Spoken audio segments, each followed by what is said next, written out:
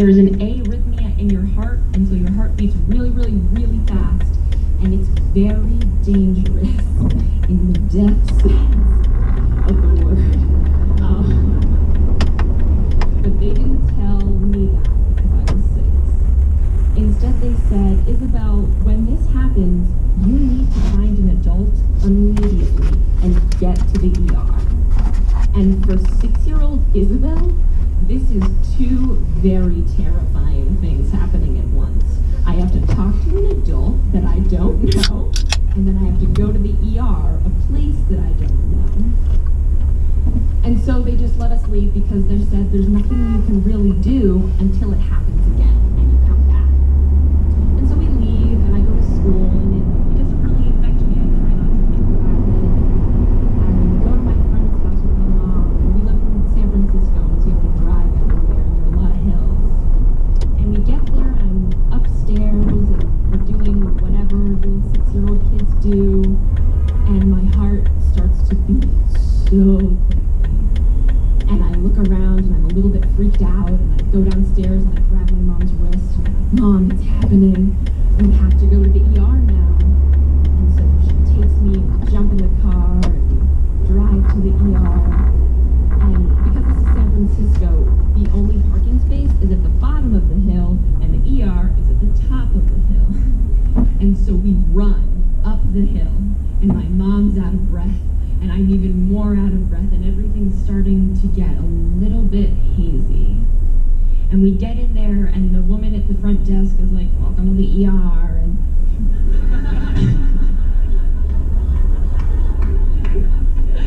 And my mom, she's having supraventricular tachycardia. And the woman's like, oh my God.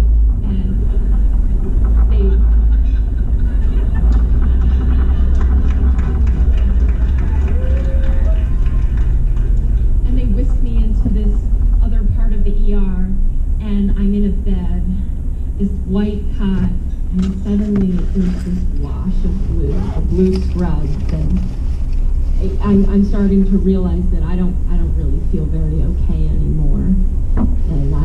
And I can feel my heart beating, and they're attaching all these different things to me, and this man grabs my arm and he says, I have to put the IV in your arm, and this has happened to me like 6 times now, and I know how much it's gonna hurt, and I so badly do not want him to do it, and I say, please, please don't. And he says, I have to. And so he does, and I hate it, and then they look at the monitor, and for those of you who don't know, a regular heartbeat is about 60 to 100 beats per minute. At the height of this heart thing, my heart was beating 360 beats per minute. So they look at the monitor and they're looking at me, and I'm looking back at them, hoping to just find something in their eyes telling me that I'm gonna be okay. And the doctors start to look nervous. And when doctors start to look nervous, I get nervous.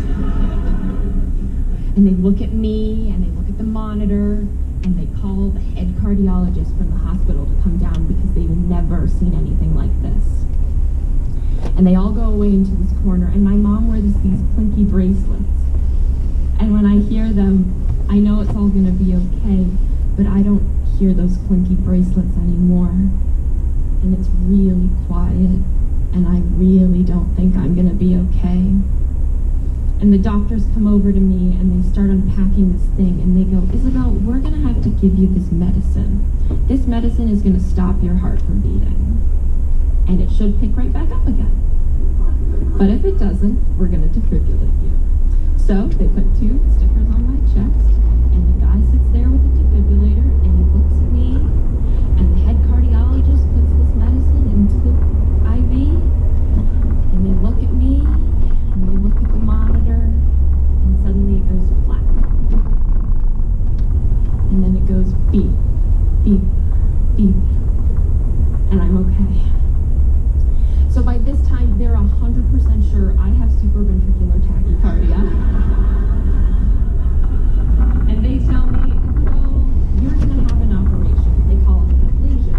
And I will be the 3rd person in the world of my age to have the operation. And I'm fine. I had it. I'm okay.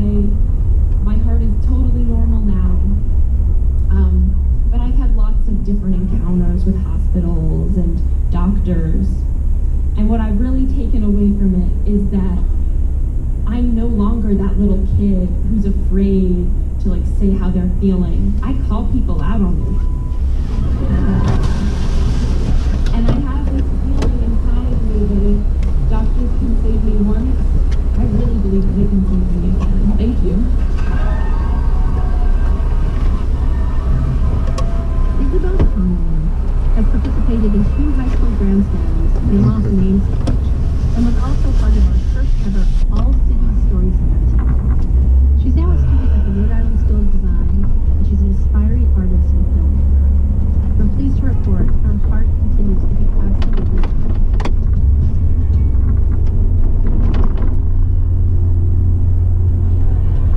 Now we're going to hear from David Newell. You may not recognize his name, but you and your children would recognize his face. David starred in the beloved Mr. McPhee, spending 33 years bringing speedy deliveries to Mr. Rogers' neighborhood. He told his story at a main stage show in Pittsburgh, where he partnered with Pittsburgh Arts and Lectures and public radio station WESA.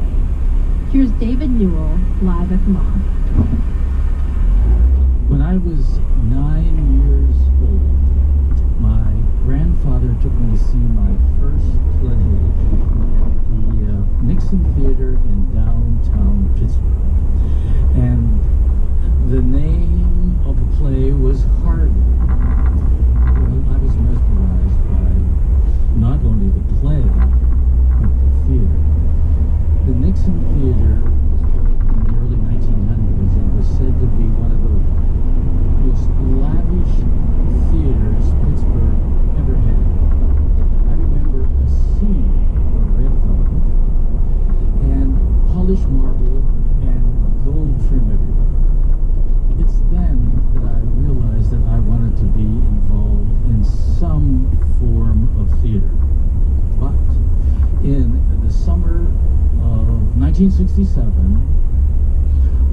I had the chance to go to London to visit my cousin. And then after that, tour Europe on $5 a day. You could actually buy a book, tour Europe on $5 a day. You could do it in 67 if you didn't want to eat. But it was also hard to locate anybody in Europe. This is 1967, and there are no computers and no cell phones. So it's really difficult to catch up with somebody who's on the go. And I had a friend in Pittsburgh who was trying to locate me. His name is Bob McCullough. And as other age groups spend about 40. So how does a restaurant owner win over an 18 to 34-year-old? You have to be good at technology. You have to be good in terms of convenience and delivery. Of course, healthier for you items. So the chains that are winning right now are doing those things well.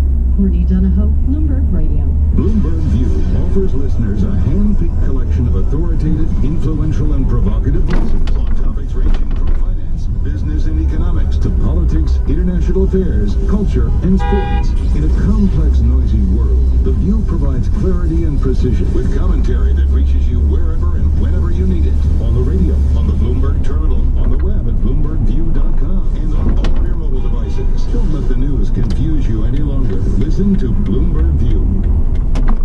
AP update, I'm Ed Donahue. The foreign ministry in Iran is suggesting the country will limit visas to American tourists in retaliation for President Trump's suspension of immigration and visas for nationals from Muslim countries, including Iran. Abed Ayoub with the American Arab Anti-Discrimination Committee says Trump's ban is impacting people who are no threat to the country. We have individuals who have been in the U.S. On assignment visa and go back to their jobs and their families. We have individuals that travel outside for funerals and come back to see their families in the U.S. Airport officials in Cairo say 5 U.S.-bound Iraqi migrants from one family who have been prevented from boarding an Egypt Air flight to New York would return to Iraq. A 6th person from Yemen returned to his home in Cairo. Dutch airline KLM says it had to turn away 7 would-be passengers from flights around the world to the U.S. because of the ban signed yesterday by President Trump. AP Update. I'm Ed Donahue. And I'm John Metaxas at Bloomberg World Headquarters in New York. A group of Republicans in the U.S. Senate is intensifying calls on President Trump to keep sanctions on Russia in place as the president and Russian leader Vladimir Putin spoke today for the first time since the U.S. presidential election. The phone call was welcomed by top Russian officials, but watched anxiously by critics of Mr. Putin in Washington and Europe.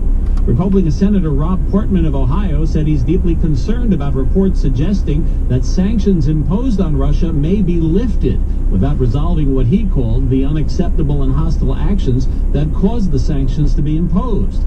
Turkey's sovereign debt rating has been cut to junk by Fitch Ratings. The story from Bloomberg's Charlie Pellet. Fitch cited the toll of political developments on the nation's economy. Fitch cut its ratings for Turkey to BB+ from BBB- with a stable outlook, ranking the country's debt on a par with Azerbaijan, Bahrain, and Portugal. Moody's Investor Service and S&P Global Ratings also have junk grades on the nation's debt. Charlie Pellet, Bloomberg Radio. With the Super Bowl just days away, Fox has yet to sell a handful of lucrative advertising spots for the year's most watched TV event. It's putting pressure on the broadcast network to finish before the clock runs out. Fox has been seeking around $5 million for 30 seconds of airtime, a new record. New York City Mayor Bill de Blasio will make his annual pilgrimage to the state capitol on Monday for a budget hearing focused on the needs and challenges of local governments. As he did last year, de Blasio is expected to urge Albany lawmakers to extend mayoral control of city schools. Despite his pleas for a long-term agreement, lawmakers last year granted the mayor only a one-year extension. Global news 24 hours a day, powered by more than 2,600 journalists and analysts in more than 120 countries. I'm John Metaxas, and this is Bloomberg. Hiring people is probably the worst part of my job. It's such a hassle, the sorting through resumes. Most people don't have the right experience. We started using ZipRecruiter about 3 months ago. Right from the start, you could tell it was going to make hiring a lot easier. One click and my job was posted to 100+ job boards, all the top sites.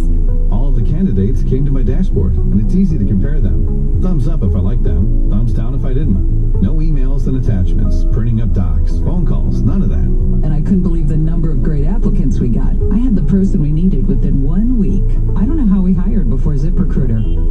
Whether you're looking to fill one position or 20, find the best candidates with ZipRecruiter, where your job is just one click away from 100+ job sites. ZipRecruiter, the fastest way to hire. And right now you can try ZipRecruiter free. Just go to ZipRecruiter.com/1130. That's ZipRecruiter.com/1130. You're listening to Bloomberg Business Week with Carol Masser and Oliver Reddick from Bloomberg Radio.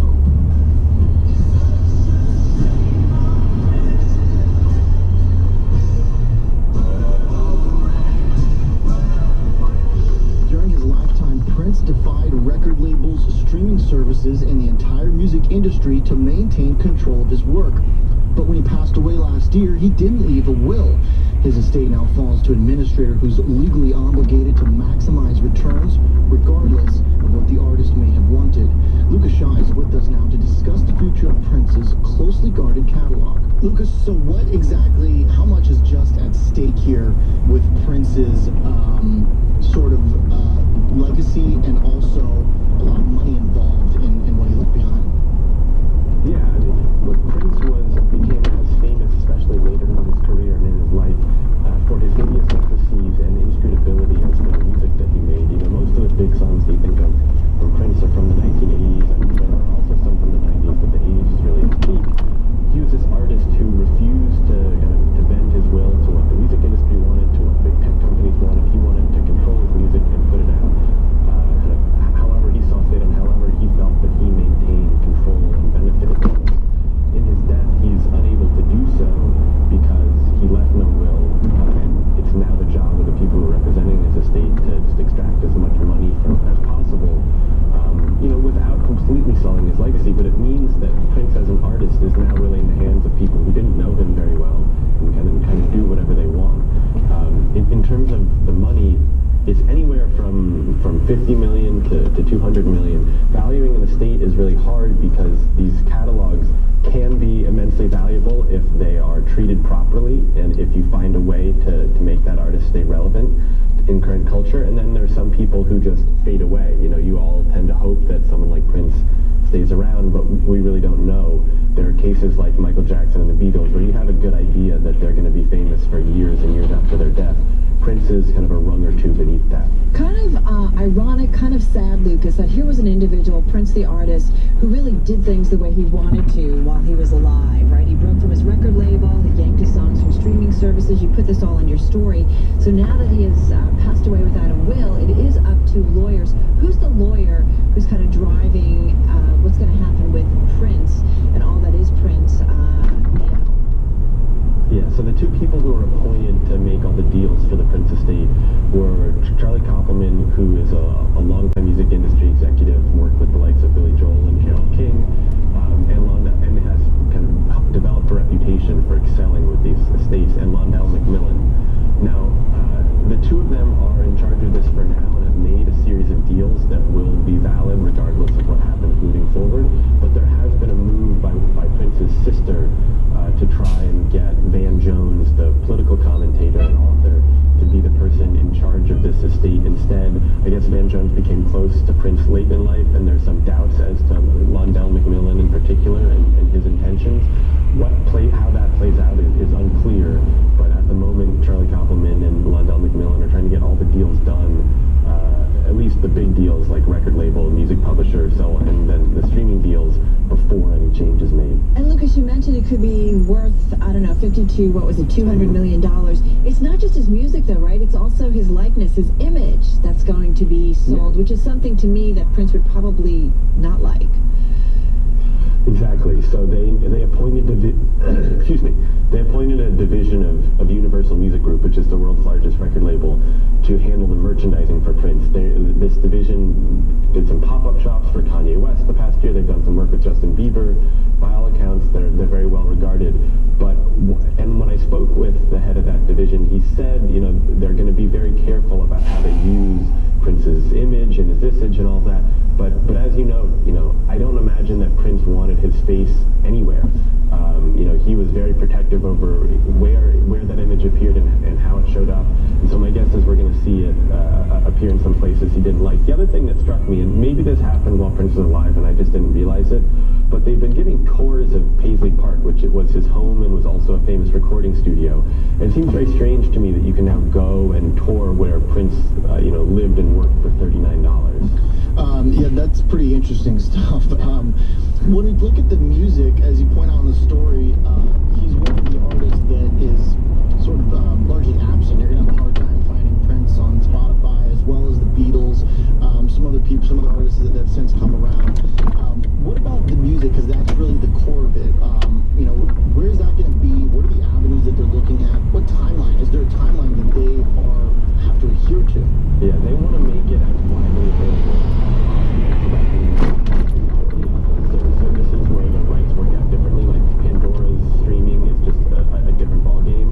But Spotify, Apple Music, the paid service Pandora is working on, the paid service that Amazon is working on, it would be available in all of those places. The goal is to try and have it come in time for the Grammys. Well, there's a lot of money involved, and there's a lot of good music involved too. So we'll definitely be checking back in with you. Lucas Shaw, thanks so much. Thanks.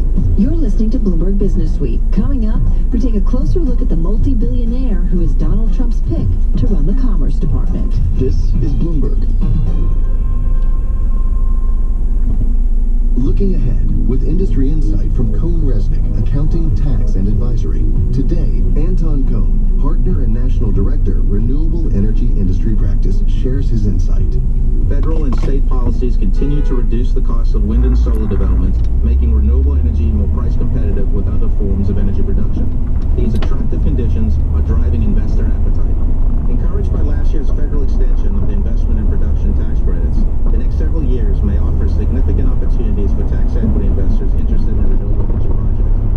Although the number of current tax equity investors in the renewable market is at an all-time high, at Cohn Resnick, we're seeing many investment opportunities for distributed generation solar and smaller wind projects. These projects are offering attractive yields and the potential of favorable pricing for those investors willing to take on a little more risk. Look ahead.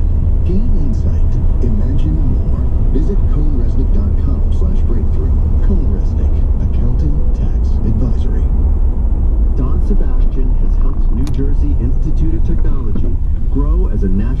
Research University.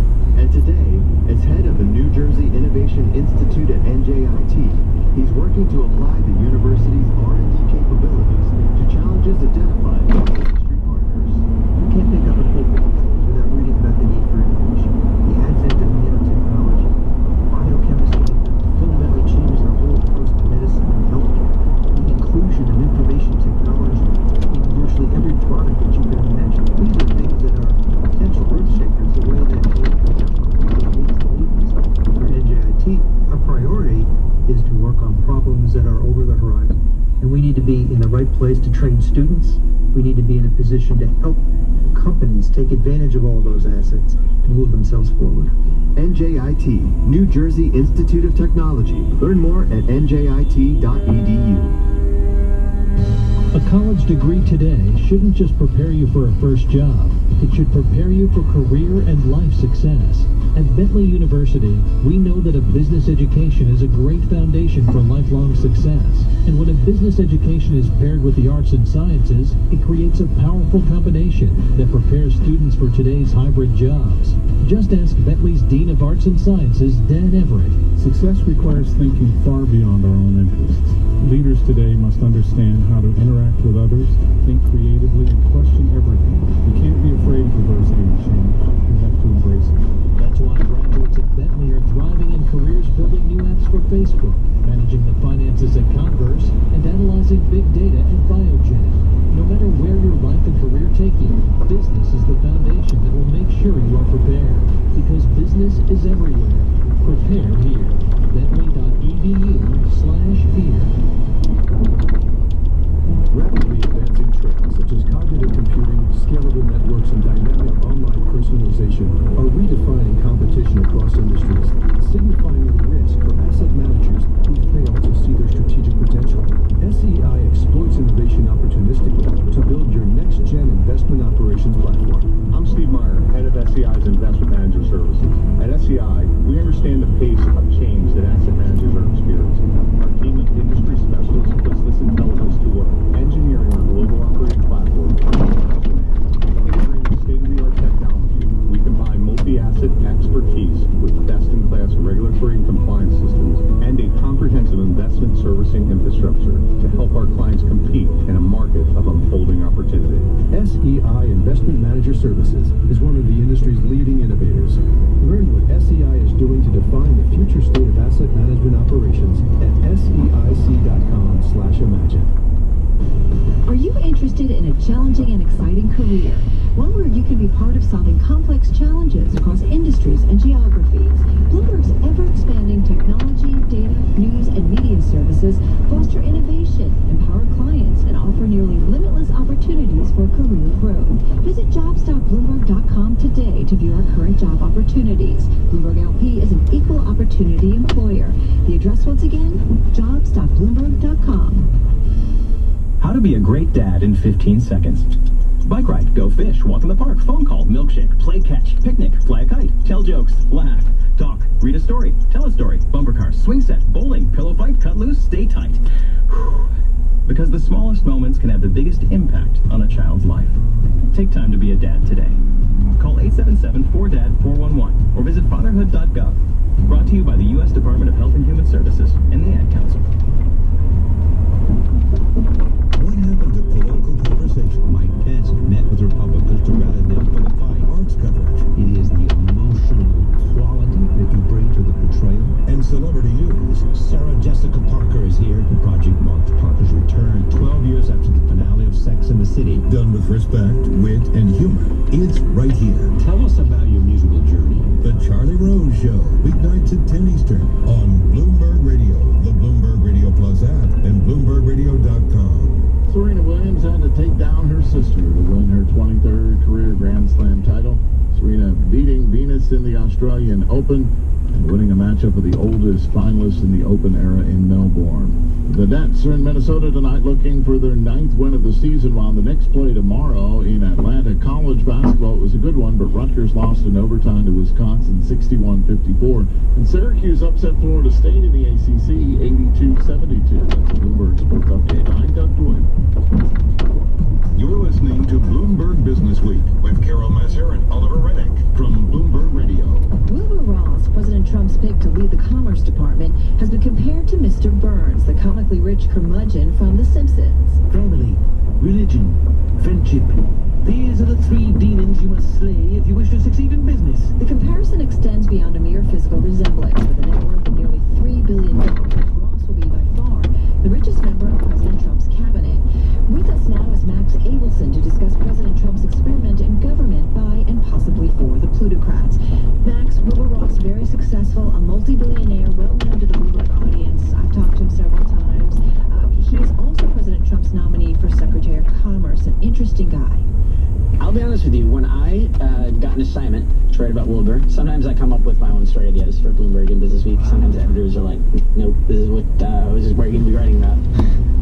My first instinct was I was not thrilled because Wilbur, as you suggest, has been around for decades. I mean, he's been in the newspaper since the 1980s. It's the question of what you're going to be able to add to the how can I add to this huge body of work that's been done on Wilbur Ross? In fact, Business Week, my friend Devin wrote a great story about Wilbur Ross, 3 years ago or something. What was really fun for me after I spent a while speaking with all the people who know him and have known him over the past 3 decades is that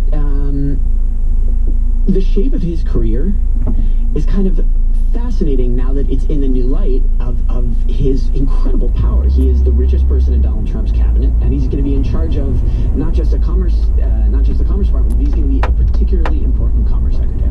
Now, one thing that I'm curious about is, just to go back to your point that he's been so well covered, what does that sort of tell us about his persona? Why has he been under such spotlight? And I imagine that comes into the question for the larger theme of, his history and how he got rich and all that. His history is fascinating, and the story of how he became a billionaire and the story of what he's done since becoming one, I think is a preview of what we're going to see over the next 4 years. And the theme that I was interested in for this story is the fact that, in a way, this is an experiment in the United States in what rule by plutocrats will look like. We have a cabinet worth $6 billion. There are billionaires and millionaires and an oil executive and Goldman Sachs executives effectively running the country now. And no one really knows what it's going to look like. Some businessmen are quite confident. People, as we talk about in the story, are worried that it could help usher in an era of corruption or disregard for the poor. We're critical of Vladimir Putin and the group of bureaucrats that he surrounds. Absolutely. For the same reason. Absolutely. Those Russian, we're fearful of oligarchs because I think people have a natural inclination to be skeptical when extraordinarily wealthy people take control. So what we looked at is, was there anything in Wilbur Ross's history that could tell us something about the future? Could the past tell us about the future? It's kind of like a pretty obvious question you ask yourself when you're starting a magazine story. And what we found is that when he was an investment banker, he learned all about the bankruptcy process. At Rothschild, working for the Rothschild family dynasty, he became really one of the most beloved bankruptcy advisors. So he would go into, a bankrupt airline or a bankrupt steel company, in fact, and advise the bondholders on how to make money. And he was really good at it. And in 1997, he started his own fund inside Rothschild. And then in 2000, on April Fool's Day, he spun it out into W.L. Ross. And what happened afterwards is kind of fascinating. Well, what's interesting, too, is he doesn't like the word vulture investor. And I've always called him a distressed investor because he goes after kind of troubled industries, bankrupt companies, textiles, steel, takes them over. Sometimes people lose their jobs, right? Sometimes. As a result. I think I found a lot of time a Carol Masser interview where he's like, "I'm not a vulture. I don't pick carry-on flesh off of bones." He really doesn't like the phrase vulture, right? Has he ever said that to you? Yeah. I found 5 different interviews where he's like, "I am not a vulture investor." And some would say, okay, but he's taken over businesses and kind of helped bring life to them at the same time. So you kind of look at him from a lot of different angles. Here are the 2 things that any reader who's interested in Wilbur Ross should know about the theme of being a vulture. On the one hand, he was going into companies. The whole plan for how he became rich, and by the way, he became a billionaire because of his steel investment. He bought up these really willful steel companies, combined them, rolled them up, and sold them to an Indian billionaire, Midtown. And here are the 2 things you should know. On the one hand, his whole strategy, according to the person who was in charge of the steel companies, by the way, Rodney Munn,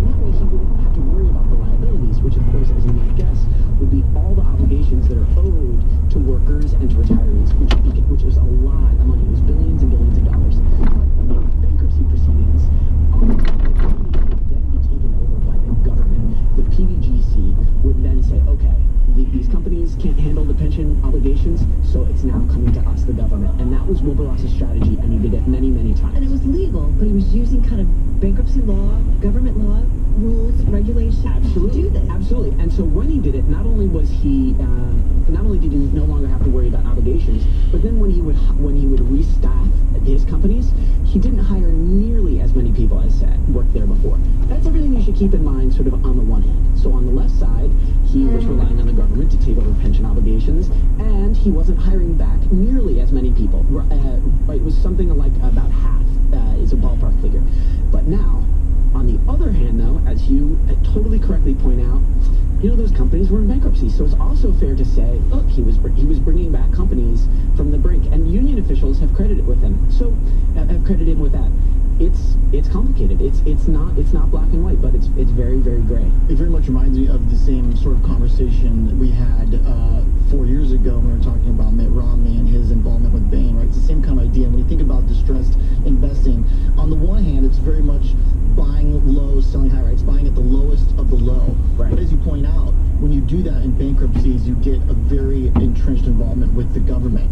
What can we learn from his role as an investor and his interaction with the government on what he perceives the government's mandate to be in working with businesses? Great question. So the last thing on Steele I'll say is that he will now be on the board of directors overseeing that pension, the government's pension group. He has a board seat. But let's talk about textiles for a second, because that tells us a lot about how he sees the government. So one of the reasons he got rich on steel is that Bush put in a tariff right after he bought his first steel company.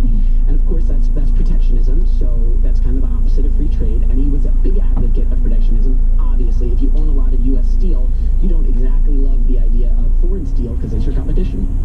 So he was a big advocate of protectionism. We talked about it a lot. But then he became a textile executive, and he sold off his steel holdings around the same time.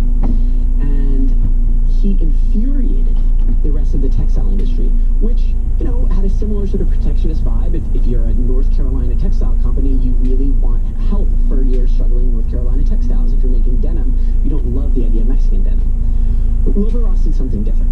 He became a voice for free trade, and he started building factories in China and in Nicaragua and Vietnam, and he became this loud voice for free trade. And he said things like, I don't understand what the big deal is about China. Why does everyone complain about the trade deficit with China? So an isolationist with steel, but a flip when he's in the textile industry. Right, from protectionism to free trade. And then, you all know the answer to the question, who cares? Why is it a big deal? Donald Trump cared. Donald Trump cared. He said that he used really toxic language to describe this. He said that China was raping the United States. He used rape language for not only to describe Mexican immigrants, but also to describe China and its trade policies. And Wilbur Ross joined with Peter Navarro, who sort of has made a career out of criticizing China. And Wilbur Ross became one of the outspoken voices over the past year on the Trump team against China. So not only did he flip from protectionism for steel to free trade for textiles, then he went back to Trump. So I think what that tells us is that he is a guy who, I think the word for that, as some Gonzalez would say, is, he's an opportunist. I mean, as politicians obviously go back and forth, they create opportunity for themselves, as business leaders do. Macro trends, both in markets and economies, vacillate. Do the people surrounding him that you talk to maybe think that perhaps it's gone too far, and that's why he has to sort of come back in and say, you know what, globalization has sort of overextended itself to some sense. Maybe that's why he sees. Well, he takes a very moderate. He takes exactly the kind of tone you would expect when. So, for example, when he had his confirmation hearing in January in front of the Senate, he said, I'm for free trade, but I'm for reasonable free trade. So it's like a very expected middle of the road line.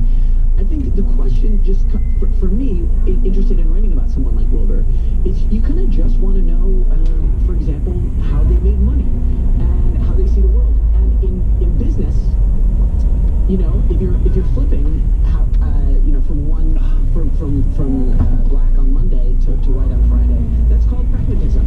In politics, it's called flip-flopping. I think a line editor Nick Summers put in this very piece. And so in a way, it's like you kind of it's definitely up to the reader to decide how great and wonderful it is, or how hypocritical it is. But I do want to point out, though, that it's very much in keeping with the president that he's going to be working for. If Donald Trump, the one who said the sort of violent thing about China, and still to this day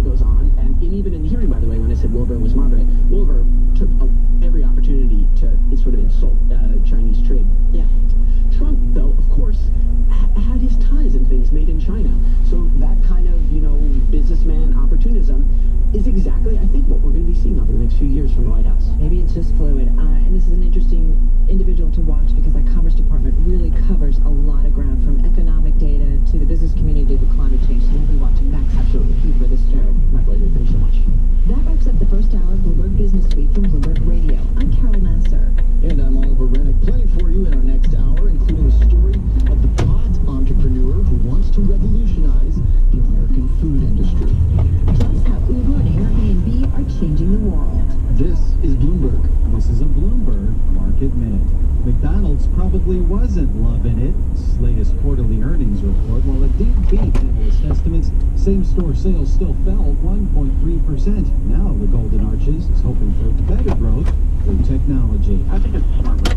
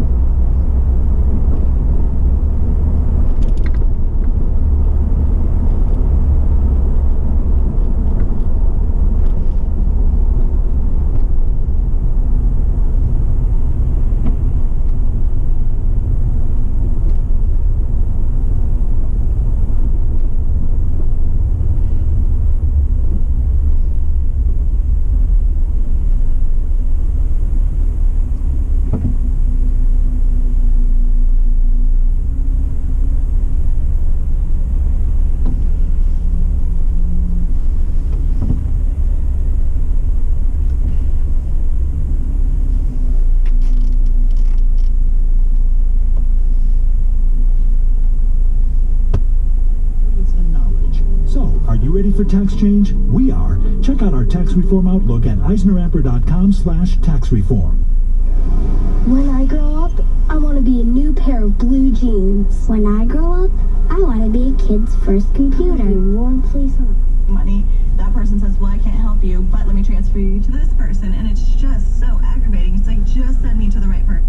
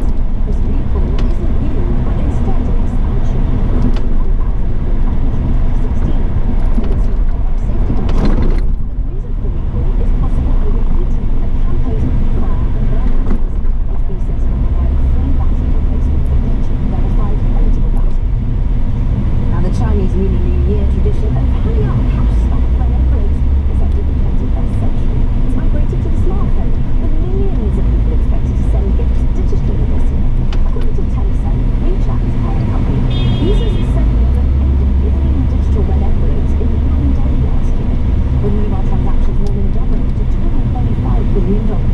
Bloomberg News reporter Tom Mackenzie went inside Tencent's headquarters in Shenzhen. Chinese New Year is a boom for China's mobile payment companies, thanks in large part to the digitization of this centuries-old tradition. Well over 1 billion mobile transactions are expected this year as people fire off virtual red envelope cash gifts via their phones. Valued at just $32 million in 2012, China's mobile payment market was worth $1.8 trillion last year, according to research. Tencent's WeChat and Alibaba-affiliated Ant Financial's Alipay are the two big rivals in this space. Their apps allow you to do everything from buying a latte to taking out a personal loan. It's all about getting an edge. In recent years, we've seen many players emerging in mobile payments markets, including commercial banks and other third-party payment platforms. The competition here is so fierce, it's almost brutal. With more and more Chinese embracing mobile payments, Alipay and WeChat have come to dominate with around 90% market share. And that has drawn the attention of regulators, who are expected to ramp up controls this year. The People's Bank of China wants companies like Ant Financial to register their deposits as state-owned banks. It's also developing its own cryptocurrency that could be used in online transactions. We follow all the regulatory guidelines of any institution offering financial services, and as that adapts, which it has continuously adapted and no doubt will continue to adapt, we adjust our model to reflect what the regulations require. China's banks aren't certainly feeling the pain. Market research firms estimate lenders here lost about $22 billion in payment revenue to Alipay and WeChat in 2015. That disruption isn't stopping at China's borders. Ant Financial is trying to capitalize on that 150 million Chinese who travel abroad every year, teaming up with vendors in key tourist destinations to provide their services. It's also invested in India's PayTM and is eyeing further expansion elsewhere. So I think you'll see most of the activity in this region, but we look very closely at the U.S. and Europe and what's the right strategy there as well. And so we really do have a global perspective and global ambition, and we'll roll that out as we determine the right partners and move forward with that. China's mobile payment giants are on a roll, but succeeding abroad is likely to be their biggest challenge yet. Bloomberg News reporter Tom Mackenzie joins us live now from Beijing. Thank you for getting up so early for us, Tom. And you talked there in the piece, you interviewed a lady who said about the brutal competition that there was. Who are the key competitors now to those Alipay and WeChat, and how is it? Yeah, well, first of all, there is a bloodletting between WeChat and Alipay. WeChat's expanded its market share in 2014 from around 11% to around 20% last year, whereas Alipay has seen its market share fall from 82% to 68% in the same period. And of course, you've got the other competitors as well too. So we've also got Huawei, the big smartphone maker here in China. They've got their own payment system. Samsung, of course, Android, but also the internet search company here, Baidu. They've got their Baidu wallet, and JD.com, which has got JD Finance, looking at the wealth management side of things. In terms of what Alipay and WeChat are offering, they've got this ecosystem, so apps within an app that makes it very, very easy to use their mobile payment systems to do all these sorts of different things, whether that is managing your wealth or buying flights to travel abroad. So for the challenges, they have to take on that element of things. In terms of Apple, of course, they've got the brand strength here, still a very popular smartphone maker, but they use these NFC codes rather than the QR codes that are so popular in China, and it's mostly in-store purchases and purchases for apps. So it's going to be a challenge for Apple to carve out market share. And quickly, Tom, you mentioned about global expansion, India. What's happening there?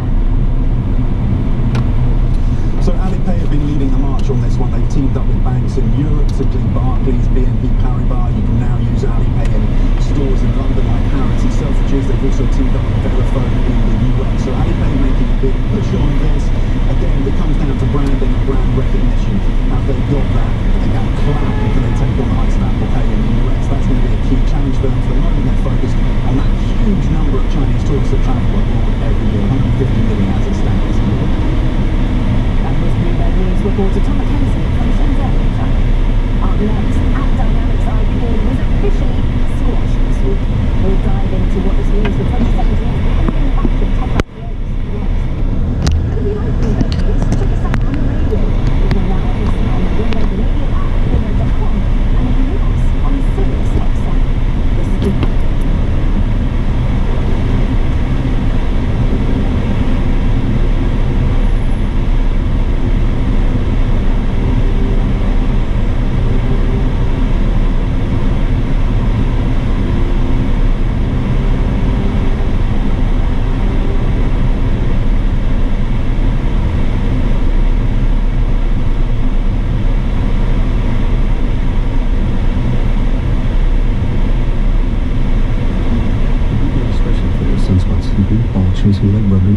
companionship. Just look how she struts. It's like she owns the place. And see how she curls up and cuddles her person. The picture on her collar is simply perfect. Yes, sweetie. Fantastic. But really the best way to know an amazing shopping bag like Nico's and Require, visit the shoppingproject.org today. Brought to you by Maddie's Fund, the Humane Society of the United States and Ireland. This is a Bloomberg Market Minute. Is the downside to years?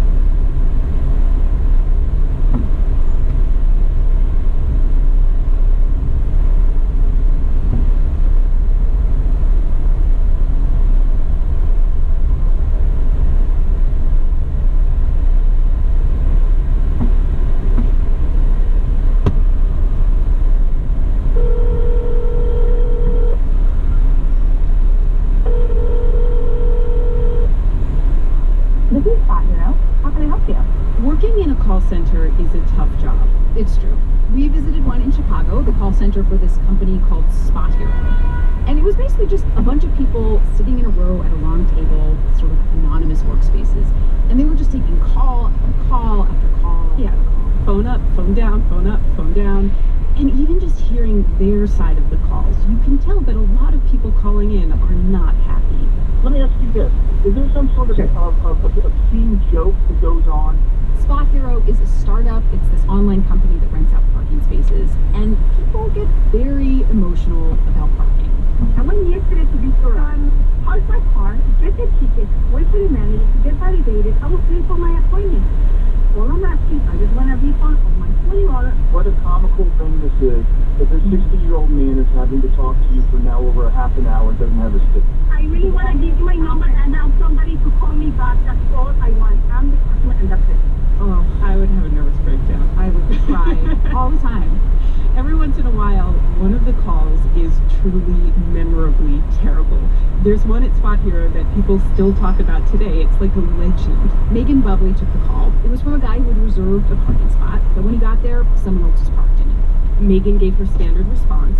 I am so sorry, we're a young company, we have some glitches, but I'm here to help.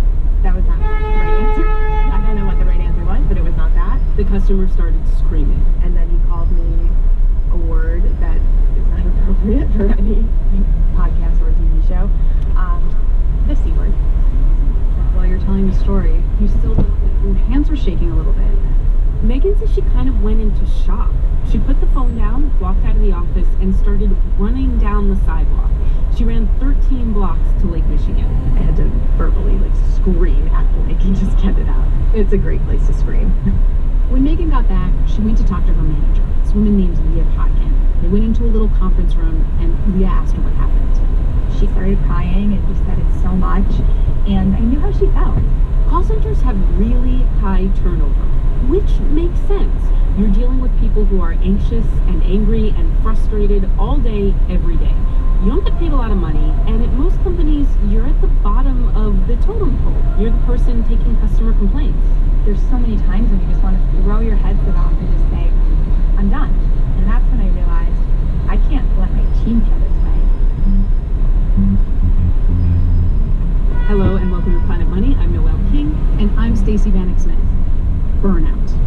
It is not just a problem for call centers. Hospitals, tech companies, schools, they're all struggling with burnout. And it is really hard to fix. Companies try, and most of them fail. Today on the show, the 26-year-old call center manager who tried to beat burnout. Planet Money is supported by Betterment, the largest independent robo-advisor with more than 180,000 customers and over $5.5 billion under management. Betterment makes it easier and less expensive to invest for your personal financial goals. With a beautiful user interface and smart, cutting-edge technology, Betterment brings you sophisticated, personalized financial advice, all at a lower cost. Planet Money listeners get up to 6 months free.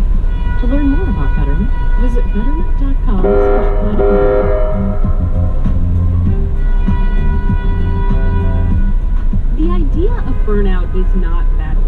The term wasn't even coined until the 1970s by a guy named Herbert Freudenberger. He was a psychologist in Manhattan, and he had a practice in a really ritzy area on the Upper East Side. His practice was doing well, it was thriving, but Herbert wasn't satisfied. He was a very serious, driven man. He was a Holocaust survivor. He fled Germany for the U.S. when he was still just a kid. His childhood kind of stopped at 7 or 8. So he really didn't learn how to play because he had to grow up pretty quickly and survive in a new country. That's Herbert's daughter, Lisa Freudenberger. Herbert died in 1999. We met with Lisa in Herbert's old office. She has her own psychology practice there now. In the States, Herbert was taken in by his aunt. She made him sleep in the attic, sitting upright in a chair. Herbert ran away, and when he was a teenager, he lived on the streets for a while. Herbert grew up to become someone who was always pushing himself to help people, and also to do more. In addition to his practice on the Upper East Side, he opened up a storefront clinic on the Bowery, which was New York's Skid Row, and he worked with drug addicts. These young people were really struggling. Heroin, cocaine, acid, they were all becoming big problems back then. A lot of the kids he was working with were just fried. You would see them literally holding cigarettes and watch the cigarettes burn out. Herbert would work from 8 in the morning until 7 at night on the Upper East Side. Then he'd go down to the Bowery and work until 2 a.m. with thousands of drug addicts in a filthy little free clinic. He began to get more and more fatigued, and he began to get stressed, and he was not that pleasant to live with. What was that like? Was he a yeller? Was he a... Yeah. He didn't use his inside voice, shall we say. So his kids tried to stay out of his way. His wife would say, "You look tired," and he'd say, "What do you want me to do? Abandon these people?" When Lisa was about 5, her mom finally said, "Enough is enough. We are taking the family on vacation to California." They booked plane tickets and hotel reservations.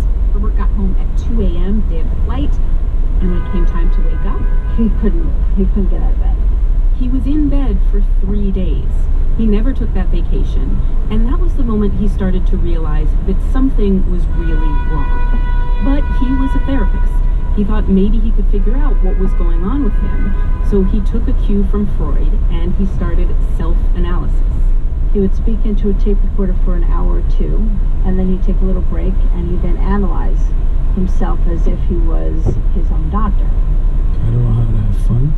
I don't know how to be readily joyful. This is Herbert Freudenberger in an interview he did with the Shoah Foundation. I'm often very on the sad side. Play has not gotten me through. It's something that I've avoided. I never know how to do it. That's been hurtful. That's hurt me. Herbert realized what he was feeling wasn't just exhaustion. It wasn't exactly depression. It was something else. It had to do with how hard he was working, how much he cared about his job, and the fact he didn't always feel like he was making a difference. He was diagnosing something new, and he needed a word for it. So his mind went to those drug addicts that he worked with down on the Bowery with their blank looks and their cigarettes burning out. He called his illness burnout, the same word that drug addicts use to describe themselves. He wrote a book about it, Burnout, The High Cost of High Achievement, and the concept totally took off. All of these stressed out social workers, doctors, housewives, and lawyers were like, I have that. They felt like he was talking to them. He was doing these radio shows around the country. He was doing TV shows. One day he asked me how to wear makeup. I was a little worried. I'm like, what do you need makeup for that? He's like, well, I think the rings under my eyes are a little dark. I'm like, so you need under eye cover? For TV. Herbert went on Oprah, Phil Donahue. He met with President Jimmy Carter about burnout. He even came on NPR in 1981. Are you forgetting appointments and deadlines? Are you increasingly irritable, depressed, fatigued? You may be suffering from burnout. NPR was going through like a psychedelic phase at that time. Burnout really is a response to stress. It's a response to frustration. It's a response to a demand that an individual may make upon themselves in terms of a requirement for perfectionism or drive. Herbert became a burnout guru, and his book was a hit. Burnout was officially a thing. But also not officially a thing, because burnout never made it into the DSM. That's the official listing of mental disorders from the American Psychiatric Association. And so 40 years later, companies are struggling with that. If I go to HR and say I'm burned out, there's no protocol. They'll treat it like an individual problem. Like, oh, Noelle's burned out, she should take a personal day. Not like there's a problem with the workplace. And so people are left alone. They get depressed, they start missing work. But while Leah Potkin was talking to Megan Bubbly about that terrible call she'd taken, Leah thought, this is a workplace problem, and I'm going to fix it. Yes, she did. Leah is like a mix of head cheerleader and class president. She radiates confidence. She's always smiling. She's always taking spin classes. Oh, wait, a lot of spin. And we should say Leah works her butt off. She will take calls on her days off. I just remember a wedding I was at a year and a half ago, because I spent the better part of the wedding in the lobby on the phone with a customer who just couldn't remember where they parked. My date must have hated me. So the first thing she did was something actually a little obvious. She cut down the number of calls her people were taking. It was not uncommon, seriously not uncommon, to see someone doing over 100 calls a day. I sat down with our CEO and let him know that if you're okay with people taking 100 calls and feeling burnt out, you're going to have high attrition. Did you have to fight for that? 'Cause I'm trying to imagine, like, of course. Finally, the CEO said, okay, and have a few more employees. And that made a big difference. It took people's workloads down from 90, 100 calls a day to more like 60 calls a day.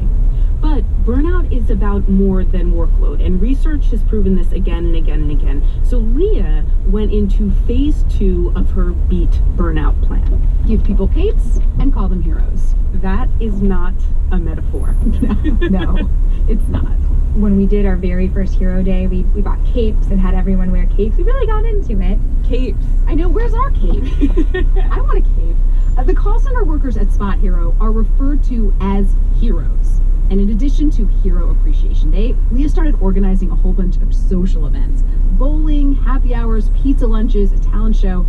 Suddenly, the people taking customer complaint calls were like the cool kids. They were doing all the fun stuff. They were the people having the best time. Leah also wanted a place where people could go after a hard call. So she took this corner of the office and she converted it into a de-stress area called the Shake It Off area, after Taylor Swift, of course.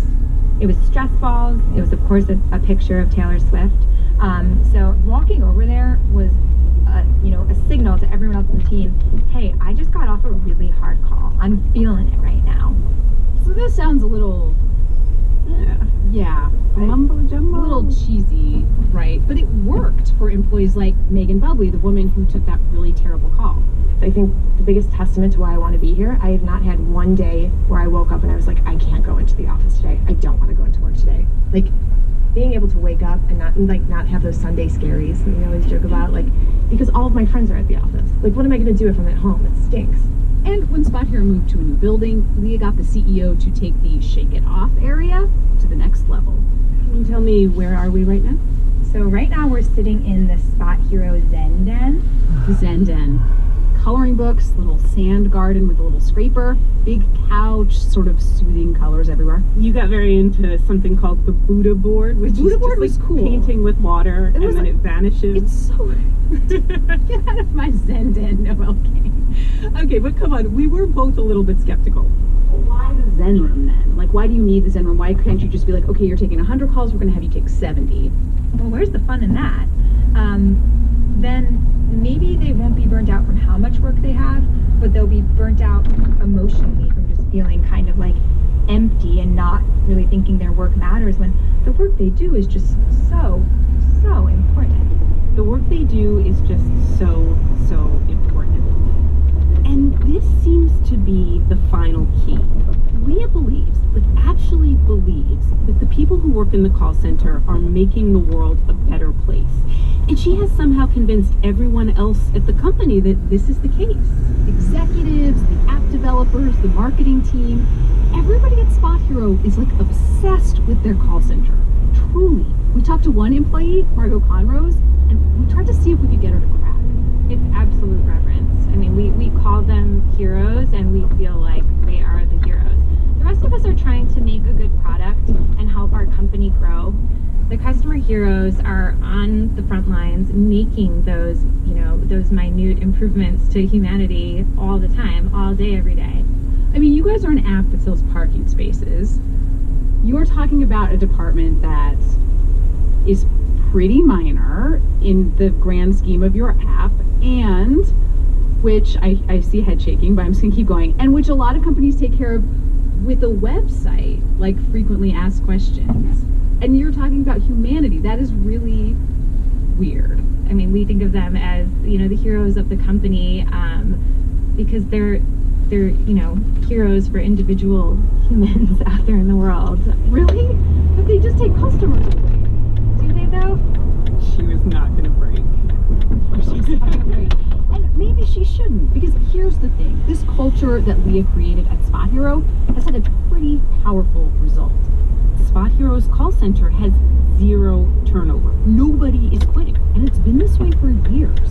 We just really haven't had anyone full-time leave. That's, I actually honestly hadn't thought about it too much, that actual number was really next to 0. And other companies are taking a similar approach to burnout. The Mayo Clinic has done a series of studies on burnout. It's a big problem for doctors. And now Mayo sponsors dinners where doctors can vent and bond, and it started workplace training that helps people deal with stress. The important thing is that companies are naming it. This is burnout. That also turned out to be the key for Herbert Freudenberger, the burnout guru who was so fried he couldn't get out of bed. That and recognition and respect that he got for his work. His daughter Lisa says he still worked around the clock, but he was able to enjoy his life more. When Lisa was about 9, he actually went on a family vacation. They went to Lake Carmel in upstate New York, and there's her dad, who was never not in a suit and tie, wearing swimming trunks. And she realized he was like a different person. Come, let me show you how I swim. Let me show you how I swim. He then got into the lake and he proceeded to do a dead man's flip.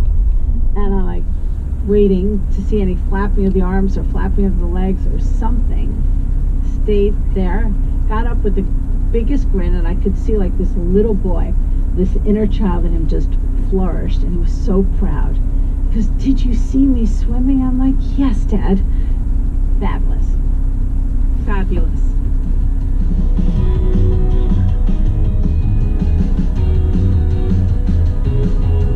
We want to hear a story about how your workplace is changing. Could be a great boss like Leah, could be something else, maybe a terrible boss. Email us at planetmoney@npr.org or find us on Twitter or Facebook. This episode was produced by Sally Helm. Thanks, Sally. Special thanks also to Dr. Richard Chaffetz and Jennifer Hudson at ComSci Corporation, Christina Maslach at Berkeley, Nate Peace and Whitney Blitz at Spot Hero, Shauna Garrity, and Josh Grossberg from the Shoah Foundation. If you're looking for another podcast to listen to, check out Ask Me Another. It has puzzles, word games, trivia. It's very fun.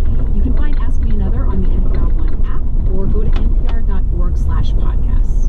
Also, people sometimes ask us how they can support Planet Money, and actually there is something you can do. Donate to your local NPR station. Tell them Planet Money sent you. Helping them helps us. I'm Noelle King. And I'm Stacey Vanek Smith.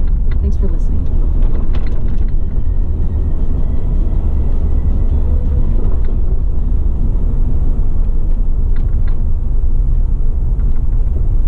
So Leah Potkin put on a talent show for the call center workers, and when we visited Spot Hero, everyone was talking about this song that one of the women there, Laura O'Neill, had performed.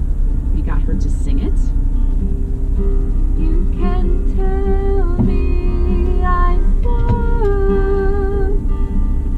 100 times I'll listen and never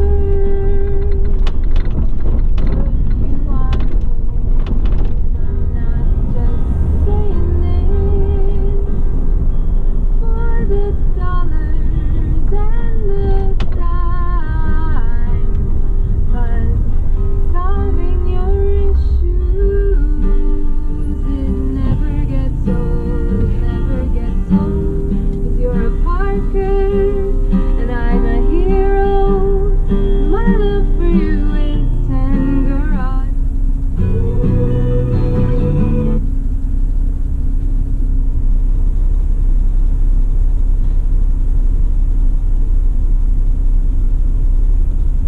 So a few years ago, Jonathan Goldstein had managed to save up enough money to do what he'd always dreamed of, buy a small company. He wanted it to be a company that actually made something, some physical object. And he wanted there to be some secret in how it was made, some magic. He found something that seemed perfect. This small factory located on a grassy hill in rural Pennsylvania. It made these. Handbells. Yep, the kind you hear around the holiday season. Jonathan went to visit the factory to talk to the people there. The bells were beautiful, musical perfection. But he says it turns out there was a handbell competitor just down the road. And I said, so tell me about this other company. And they kind of looked around at each other and sort of said, well, you know, historically we didn't get along too well. That, it turns out, was an understatement. The two bell makers had basically been at war. The more Jonathan looked into it, the weirder it all was. Handbells, after all, are about playing nicely with others. Maybe you've seen a handbell choir in church around Christmas time or schools. Maybe you played it. Basically, you've got dozens or more people trying to play a single piece of music. For it not to sound like a total mess, everyone has to ring the right bell at precisely the right time.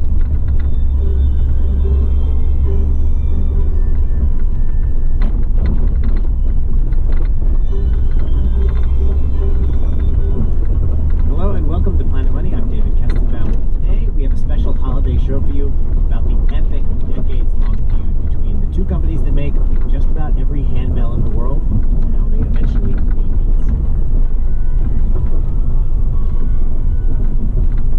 Support for this podcast and the following message come from Rocket Mortgage by Quicken Loans. Rocket Mortgage brings home financing into the 21st century with a completely online process that's fast, easy, and convenient. Ditch the paperwork and use your phone or tablet to safely share your bank statements and pay stubs. In a few minutes, get a custom mortgage solution on your terms. Check out Rocket Mortgage today. QuickenLoans.com/money. Equal housing lender, licensed in all 50 states. And MLSConsumerAccess.org, number 3030. When you've got two companies down the road from each other making the same thing, you can almost guess the history. Originally, there was just one company. Something happened. Maybe someone got angry, someone left, and they started a second business, a competitor. In this case, that someone was a man named Jake Malta. In the 1960s, he worked at what was the only bell shop in town, a place called Schulmerich, and Jake was Schulmerich's chief engineer. His library was full of books on music, and nothing was not read. Everything that you could see in his office had been read and reread. This is Jake's daughter, Joanne Malta. Her dad, she says, was largely self-educated. The kind of guy that when he got into something, he got really into it. And he became obsessed with bells. He designed Schulmerich's first handbells. But then there was a change in management. Jake Malta didn't get along with the new bosses, so he left. And he could not stop thinking about bells. He thought he had a way to make an even better handbell, a bell of supreme perfection that he hadn't quite achieved at Schulmerich. I gotta explain a little bit about bells here.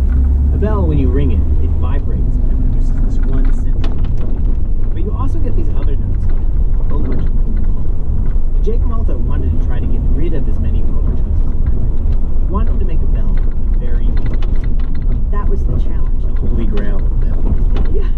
So he set up shop in the family living room. They had a folding table to it, stretched out with all of his drafting supplies on there, and then the piano behind him. He traveled to Europe, studied old books about the physics of bells, drew lots of diagrams. Because he knew that he could make it better, and we still believe that he achieved that. Jake Malta's new bell had a slightly different shape, and this part is key. Remove the little brass nub at the top of the bell where it attaches to the handle, something called the tang. The result he felt was a bell that produced an uncommonly pure, clean sound. Malta took his design and he started a new handbell, not far from his former employer, and he gave it a name like his own. Not Malta, but Malmark. So now you had two bell companies, the old one, Schulmerich, selling bells with tangs, and Malmark, Jake's upstart, selling bells with the tang cut off. And before we get to the decades-long war, I'm just going to play you what they were fighting over. This is a Schulmerich bell, the one with the tang.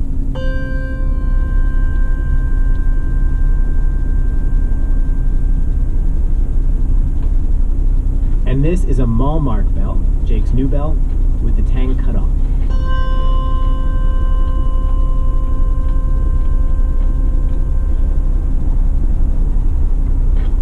I have driven myself crazy trying to compare these two bells. Sometimes I hear a difference, but frankly, I think it might just be that I was holding the microphone in a different spot. Here, I'll play them again. Schulmerich bell with tang.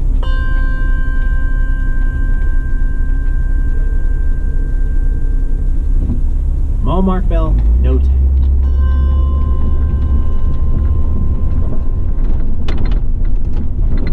Some experts say they can tell the difference, but I'm divided over what they can. The bell wars arguably began in 1976. Here is one of the first shots fired. It's an ad by Schulmerich. They make the case that their original bells with the tang were bad. Read? All Schulmerich bells have a tang. This is the raised crown at the top of the bell that gives the tonal brilliance. The Malmark bell, hereafter referred to as brand M, touts the tangless bell, saying it is a new concept in handbell design, tuning, and performance. In reality, they are weakening the tonal quality and doing it even more when drilling a hole for the handle. This ad infuriated Mr. No Tang is Better, Jake Malta, at Malmark. In fact, the reason the text of this ad still exists is because it was recorded in legal documents. Jake sued his former employer. Now, court cases are a chance for both sides to have their say and to have someone impartial weigh the evidence, so you can just move on. And in this case, the two bell makers did settle, and they came up with a solution that seems like it would put all this behind them. Both sides agreed not to compare their bells to the other's bells, which seems like a fine idea, unless, of course, you are in the sales department. It's your job, Evan, to go out and talk about it. Kermit Junkert was in Schulmeric's sales department. He says these were kind of terrifying times, because, remember, neither side was supposed to compare its bell to the others, which means he couldn't say, for instance, our handle is solid, theirs is hollow. So the lawyers came up with a workaround, special kind of awkward phrases the salespeople were cleared to use. For example, our handle is not hollow. Well, by saying it's not something, you would refer or infer that someone else's handle is hollow. It's like you were indirectly trash-talking the other one. Indirectly, of course. I mean, literally, there were legal teams that would write, here's what you can say, or here's what you can't say. And that was come about from whoever won the latest lawsuit. How long did that go on? Forever. There were even apparently scandals. Kermit says salespeople would be giving their pitch and they'd see someone in the audience watching them like a hawk, scribbling down notes about what they said. And then a letter would come from the other side's lawyers. Here we actually have one. This is from Malmark, the new bell maker, complaining about a Schulmerich sales pitch. Quote, "It has been brought to our attention that you have been making false and disparaging..."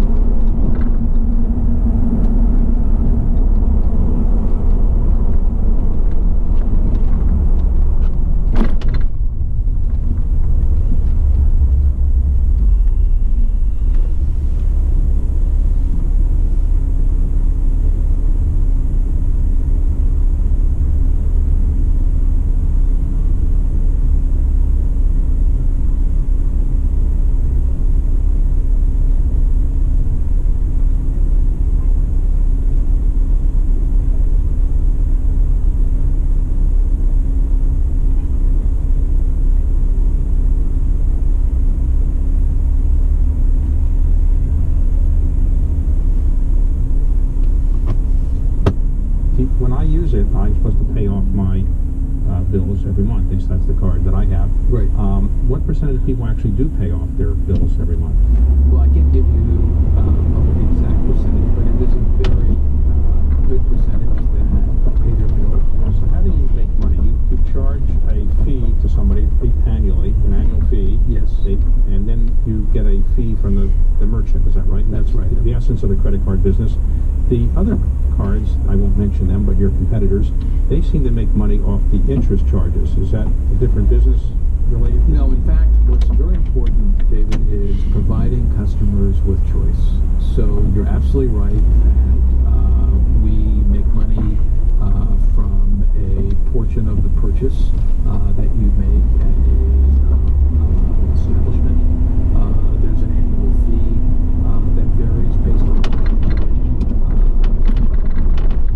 and then also we charge interest on outstanding balances. So we do offer revolving credit cards. What's different in our model is that net interest income is around 18 to 20% of our revenues. For a bank card, that's 60 to 80%. The credit card is still the bulk of your earnings or revenue? Yes. Amedeo Modigliani's Nude Couché, or reclining nude, was a top prize that went for top dollar. I read recently that somebody bought a $175 million work of art, and he charged that entire work of art to the American Express card. Do you have to clear that in advance? I can't acknowledge whether that took place or not from a privacy standpoint. What I will say Suppose is I wanted to buy a $175 million work of David, art. if you want to buy that, I am sure you'll be approved. And if you would like to talk after this interview about any of the purchases, okay, we'll have that conversation. Okay. So, have you ever used your American Express card at a time payment? Never happened. Really? I took over the card business in the early 90s. We did have a policy for top management that they could and I thought that was absurd because I wanted my top executives to have the experience that every customer had. And so we did have some executives that were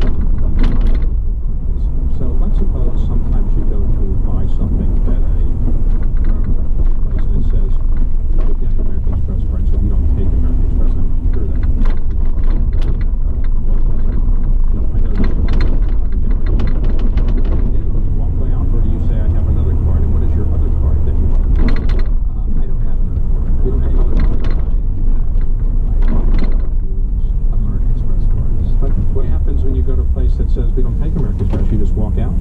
I walk out because there are alternatives. I mean, the reality is that we can meet the vast spending needs of our customers. There are other options that I have, and it certainly is in my interest to take advantage of those options. Does your wife, is she allowed to have a Visa or MasterCard, or your children, they can't have one either? Well, I think you know my wife is very independent. Okay.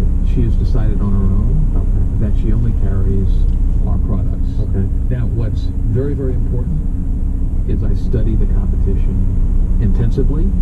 We do have people in the company who have other cards, who test them, who use them, so we can find out what's happening in the marketplace. And I think that's very important. Your largest shareholder, I think, is Warren Buffett. Does he call you up every day and say, here's what you should do to increase the value of my stock, or does he leave you alone? He is not someone who is on your case of how's the stock price doing every day. He's very focused on making sure you have a unique and differentiated business model.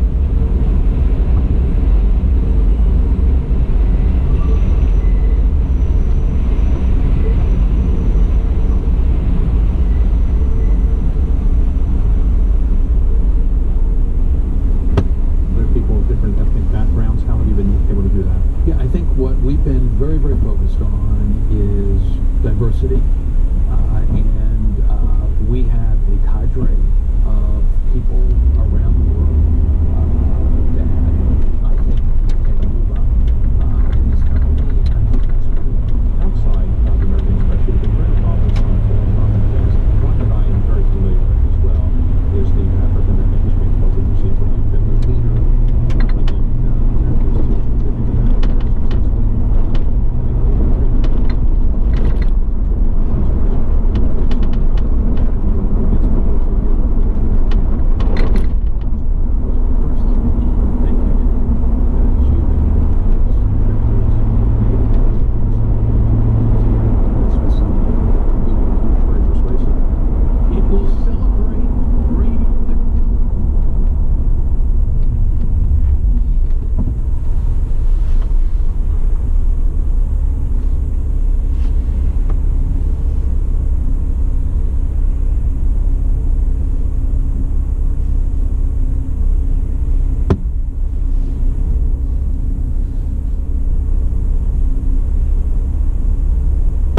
The stories that are enshrined here.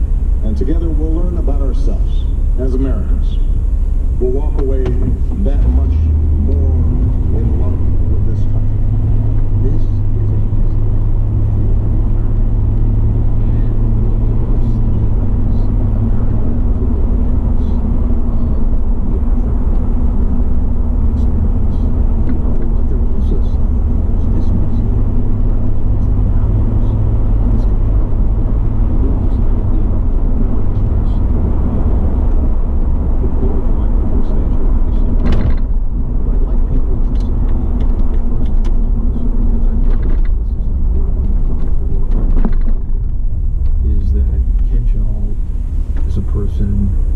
with high integrity. Ken Chenault is a change agent. He's focused on innovation. He has developed people, and he has left the company stronger and positioned the company for sustained success.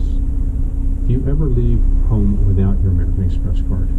I absolutely never leave home without it, and when I'm at home, it's always with me.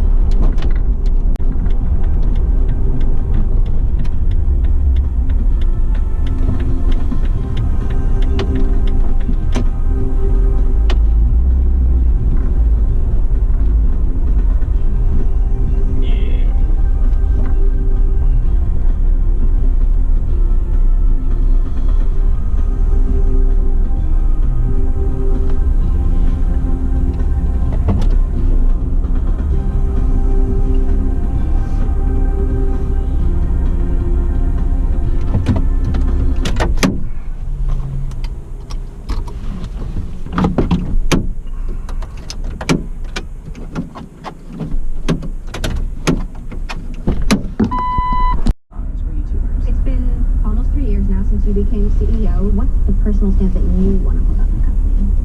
Well, it's been really fun. I love being at YouTube. I love hearing and meeting the creators. I love the creative aspect of it. I love the way entertainment is being opened up to anyone. And I also really care deeply about the value that we have the freedom of expression and the fact that people over the world can use it to tell their story. When I think about what do we want to do with YouTube, where do we want to grow it, video has never been easier to create, it's never been easier to watch. And so we think about ourselves as a platform for the next generation of media companies to be able to create content and to distribute it to them. And we also want to work with traditional media companies so that their content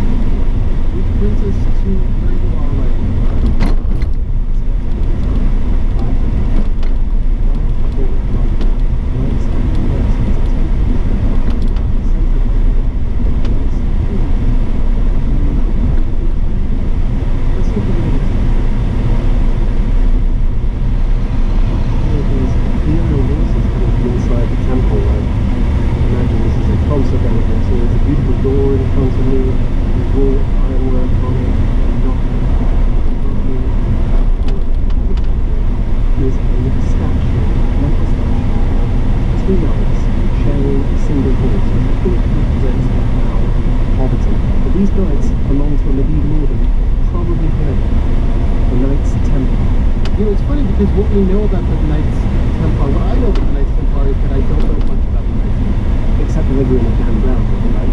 Exactly right. Exactly right. There's some sort of conspiracy, I'm sure of it. I don't know what it is. There are numerous conspiracies, and who knows, maybe some of them are true. But the reason I'm here is not because of any particular conspiracy. I'm here because the church that I'm standing in front of, it's not just a religious site, it's not just an architectural site. Temple Church is London's first bank. Hello and welcome to Planet Money. I'm Robert Smith. And I'm Tim Parker. Today on the show, how a very old church in London, England, changed the way we talk about money.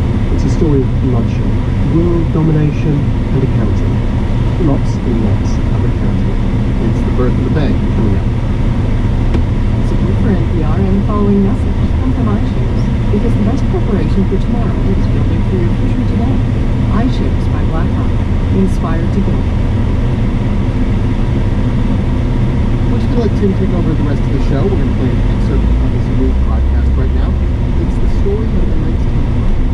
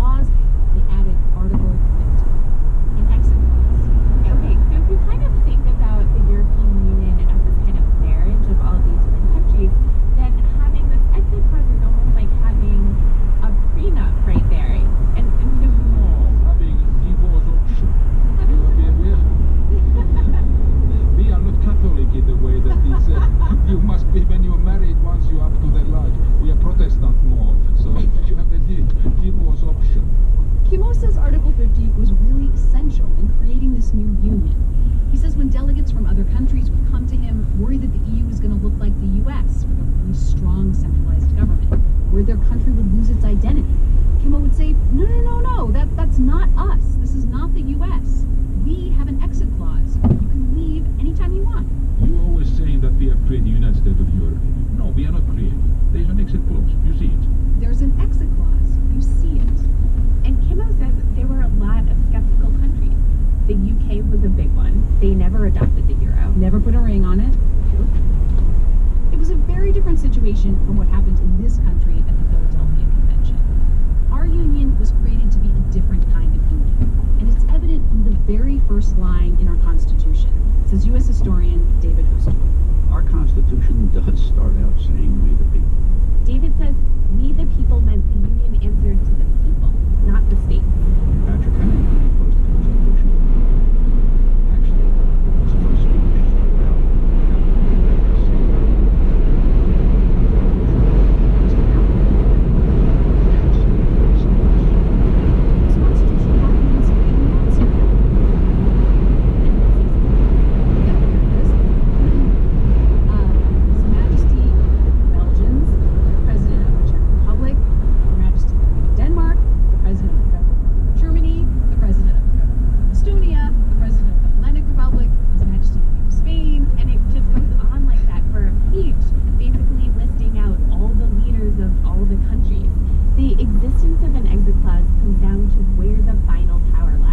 with the union or with the individual parts.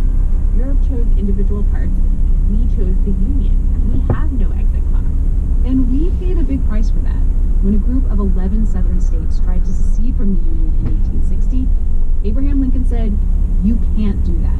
President Lincoln very much had the view, which he articulated, that the union was indissoluble, that no state could leave the union, and that no state actually did leave the union, that even though those southern states thought they'd left, they'd been terribly mistaken. So it is at some level of almost metaphysical, kind of theoretical question. 70 years after the United States was founded, the clock is ticking. And Kenneth Newman, our delegate from Finland, says the European Union took lessons. Make the union voluntary. If a country really wants to be, it should have that right.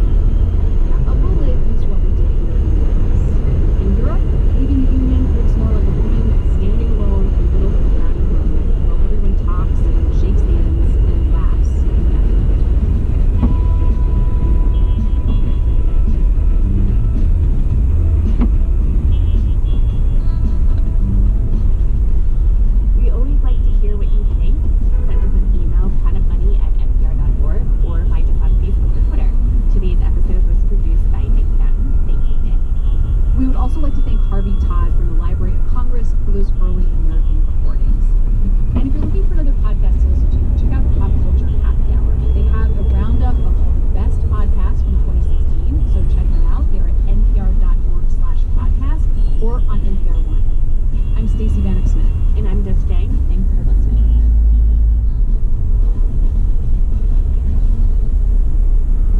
18 years! 18 years! She's got one of your kids, got you for 18 years. Sorry, I'm never gonna get that in my head. So when she leaves, I'm just gonna leave with that. Okay, something that you need to have. Did Kanye have a prenup? Oh, with Kim? He must have. Okay.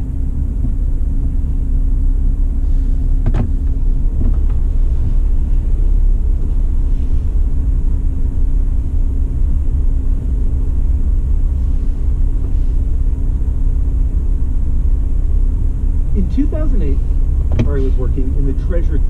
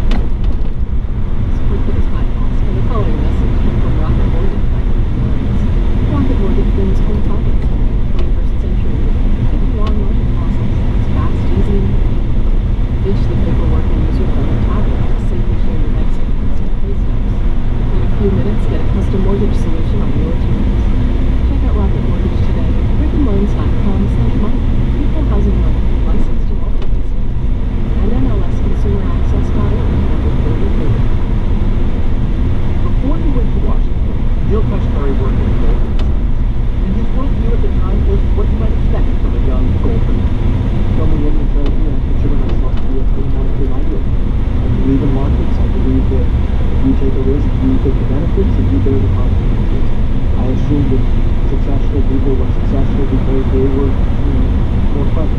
So when you're bailing out the banks with hundreds of billions of dollars in taxpayer money, are you thinking about that? Sort of advertising? Not in the moment. In the moment, all you were thinking about was how do we prevent the Great Depression. So Kashkari is trying to prevent the Great Depression. And he becomes the face of the bailout of the program on the park. It now represents $700 billion taxpayer dollars leaving the banks at a moment when taxpayers are losing their housing, jobs. Probably the toughest moment for me is when I had to go testify to the Congress. Mr. Kashkari, we told you in that we wanted to safeguard the firefighters from waste and abuse. My longest hearing was over 6 hours. I'll tell you, Mr. Kashkari, 40 hours in Congress, both parties basically yelling at me. The people that don't have strength are bailing out the more wealthy in this country. There's something inherently wrong in this picture. I felt that. Hey, wait a second. I'm one of the people here that's trying to stabilize the situation. We need your help. And so it was really tough for me to know that. By the spring of 2009, Kashkari had given out the bailout. He'd taken that beating from Congress. The country was still in bad shape, but by that point he had avoided another trade. Kashkari decided to leave the Treasury and get far away from Washington. I just needed to do something. 3 years in Washington, I just wanted to get away from it. So I basically moved into the woods, just work with my hands, do something real physical, and move myself to Washington. Moved outside the tower. He moved the house, he got a dog, he got a shed. Now he did that. One of the things I like to do in the woods is chop wood. It was a good session. So custom houses and chopping wood houses and something like that on the street.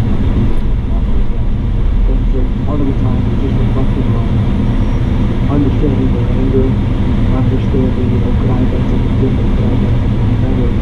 But at the end of the day, what I realize is when you violate the core beliefs of the society, it leads to hurt on that society. And so as a society, we have a core belief that we pass down from generation to generation in free market. If you take a risk, you get the upside, you get the downside.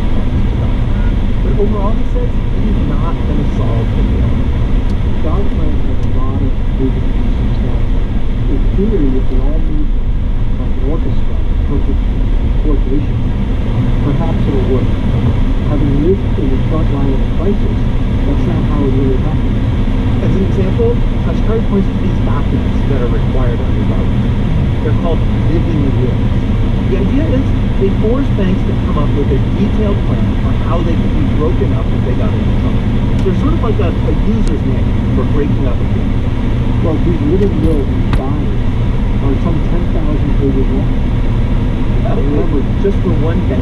For one bank. Go back to these decisions about is this bank going to live or die would literally happen over the course of a weekend. Are people going to think, what is a 10,000 foot book going to do for you when that's happening? Nothing. Not in a philosophy class or in a legal class.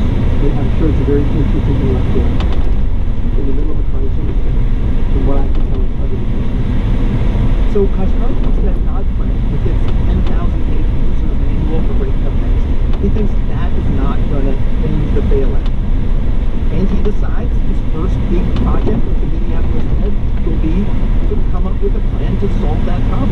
finally make the bank crash.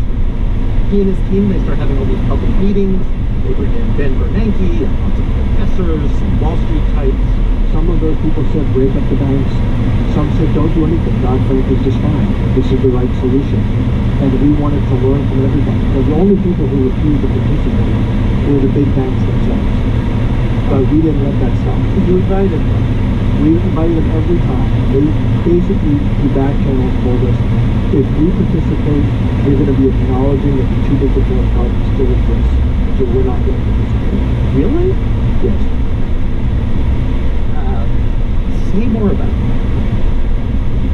They want to pretend that the problem is controlled. The big banks want to pretend that when they've paid their debt back to society, that they're more regulated now, they should be left alone and there's no more risk. And that's just not true. Part of it is true. They have paid back the literal debt. They are more regulated now, but they're still too big to fail. And one of the things that came out, there was not unanimous consensus, but there was wide consensus amongst all the experts who came to Minneapolis that if one of those big banks ran into trouble today, they would still get there. They are still too big to fail. Now, I'm just going to leave Kashkari for just like a minute here to talk about what that means. You know, like, why do people talk about other big companies like Google or Johnson & Johnson and say they're too big? Why is this just about banks? And the answer, in a word, is debt. You know, we think of banks as lending out money, but banks also borrow money. They borrow tons and tons of money. They borrow from ordinary people, from businesses, they borrow from other banks. And when a bank gets into financial trouble, it can't pay back all that money that it borrowed. That is a problem for everybody who loaned that money to the troubled bank.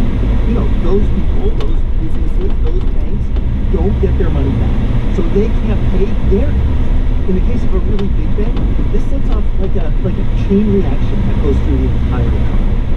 You need a simple definition of too big to fail.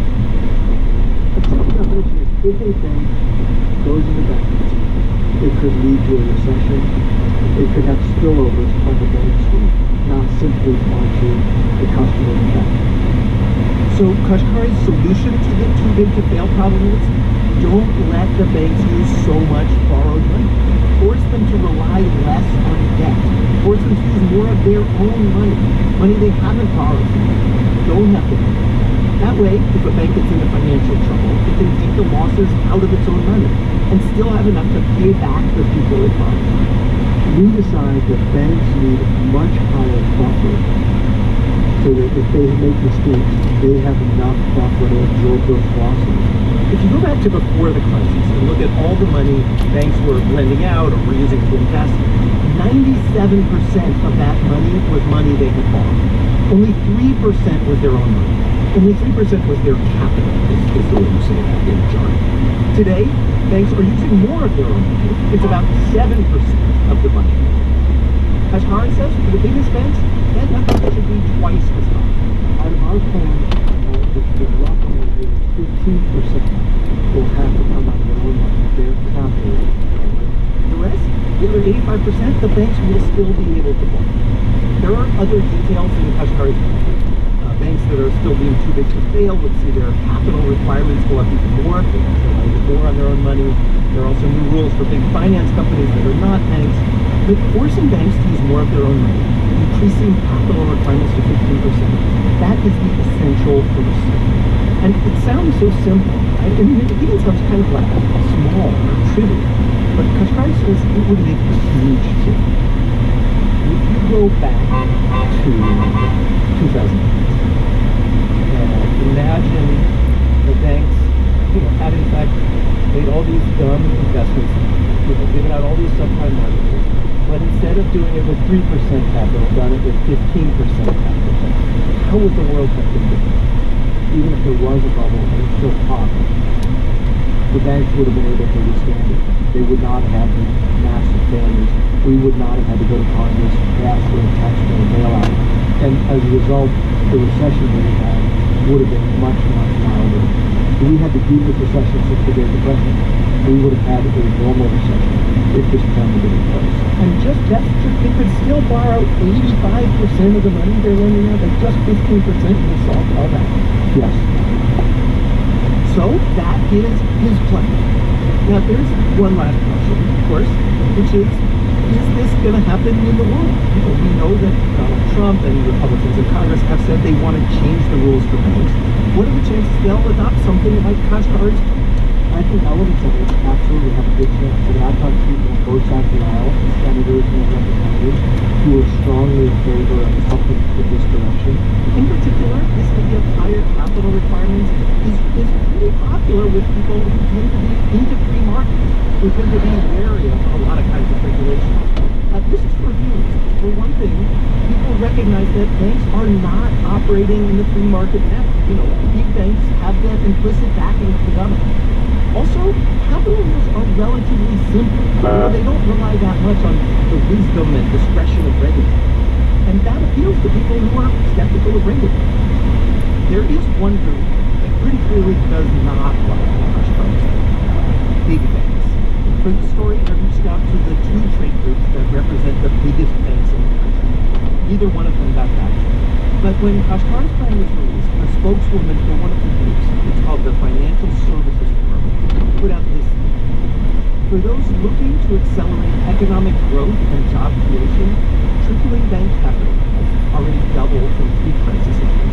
Will make it much harder to meet those goals. In other words, Kashkari's plan would hurt economic growth. And Kashkari more or less agrees with it. Well, safety isn't true. If we raise capital requirements, make the banks fund themselves with their own money instead of borrowed money, there will be an economic cost. Specifically, Kashkari says these rules would make it more expensive for ordinary people and businesses to borrow money. Interest rates would be higher. Economic growth, he says, will be a little slow. So this is exactly like the risk of terrorism. You and I, and your listeners know, we cannot eliminate all risk of terrorism. And we know that more safety means more law enforcement officers. We have to pay for it. There's a cost to more safety. So as a society, we decide how much safety we want and what we're willing to pay for that safety. The same thing is true in the banking system and financial stability. Kashkari looks at this trade-off, higher interest rates, lower economic growth, in exchange for a much lower risk of a financial crisis. And he says,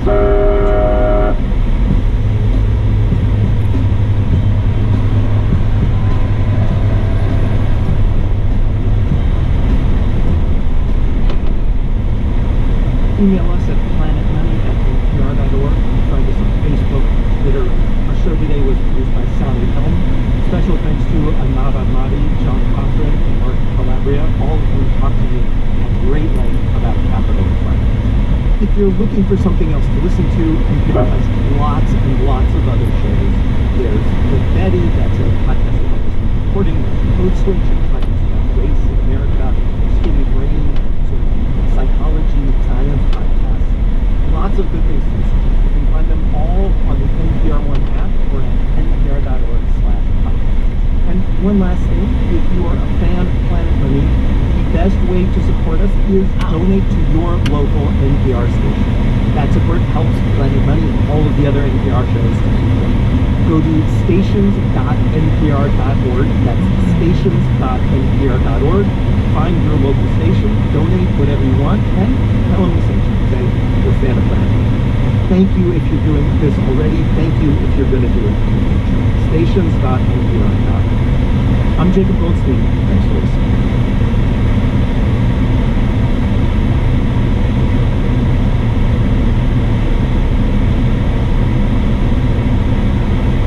Hey, it's Robert here. I'm going to read you a very, very exciting number. Or a number I should say that has gotten a lot of people excited. The number is, as of 1:58 p.m., it is 19,925.10. Which seems like a really boring number until you realize that it is just this close to 20,000. Referring, of course, to the Dow Jones Industrial Average, and it's got everyone super excited. Get ready for 20,000 on Wall Street. That's another month.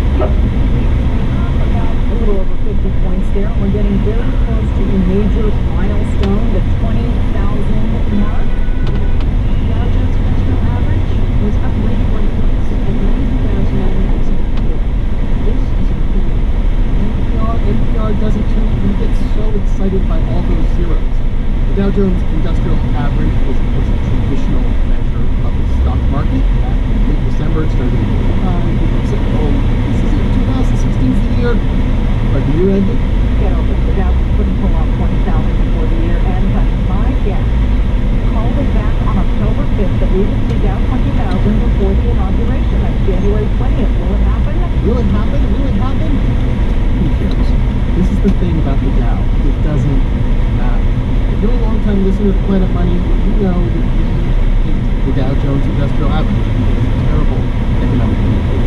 And so today, as part of the celebration / freak out that is Dow 20,000, we are replaying a classic Planet Money rant. Here's Adam Davidson with the replay. Hey, Adam. Hey, Caitlin. I'm very glad to be able to do an extended version of beating up on the stupid thing. Ever since I started working here at Planet Money, Adam, you've been telling me everything that's wrong with the Dow, and I promise you, man, today you will go through all your gripes about the Dow one by one. But, can you just start the show with some music and welcome people? Hello and welcome to Planet Money. I'm Adam Davidson. And I'm Caitlin Penny. Today on the show, we rain on the Dow's parade, explain why lots of very smart people, not just Adam Davidson, think this number so very much. We'd like to say a quick thank you and share a message from one of our sponsors, Fresh Books. It's 2017. All new Fresh Books cloud accounting software is so ridiculously easy to use. Over 10 million small businesses are now using it, working in this ever-expanding DIY. Send a branded invoice in under 30 seconds. Avoid awkward client chats by automating your late payment reminders and track every billable moment from your phone. For your 30-day free trial, go to freshbooks.com/planetmoney and enter Planet Money in the How Did You Hear About Us section. So, Kate, let's just start with a quick introduction. What is this thing called the Dow Jones Industrial Average? So, there's that big, complicated stock market. Thousands of American companies are one that really global, tens of thousands of companies all over the world. And people want to know, well, how did that stock market do? How are investors looking at all of those thousands of companies? So, we approach Dow Jones. They just pick 30 large American companies. They take the share price of each of them, add them up, and they divide them by a number. It's kind of an arbitrary number that they made up called the Dow divisor, and that is the Dow Jones Industrial Average. And which companies are in that average? That's one of the first problems people have when they talk about what's wrong with the Dow, because the choice of companies kind of seems arbitrary. Like, they're all big, but they're not the biggest companies in America. And a lot of them, like General Electric and Procter & Gamble, they kind of just seem like they're on there because they've been around forever. Stodgy. It's a stodgy index that the companies don't change frequently at all. This is John Chauvin. He's director of the Stanford Institute for Economic Policy Research. You might notice that Google, one of the newer companies, it's not on. Facebook, there are a lot of companies that get a lot of attention, but not on it. It's only got 30 companies. By and large, these are old companies. So I say the Dow is really worse than these. Now, if I want to know how the American stock market is doing, I use this 100 or Wilshire 1000. Most people who care about this stuff use. They have, surprisingly, 500 and 5,000 respectively stocks in their indexes, a lot more than just 30 arbitrarily chosen ones, and they give you a much better sense of how the stock market overall is doing. Yeah, it's not just the number of companies that's different between the Dow and these other indexes. Also, the way the Dow does its math is different. The way they calculate the industrial average is different than the way the other indexes do. Taylor, why are you being so polite? It's not different. The way the Dow does it is idiotic. It is ridiculous. Nobody thinks it's a good way to do it. The way the S&P 500, the Wilshire 5000 does it makes a lot of sense, and everyone agrees with it. Okay. Well, let's play it out, all right? So let's explain to people how they do it. All right, so let's just say I have a company, Caitlin Inc. I'll call it, and I'm going to say there's 100 shares.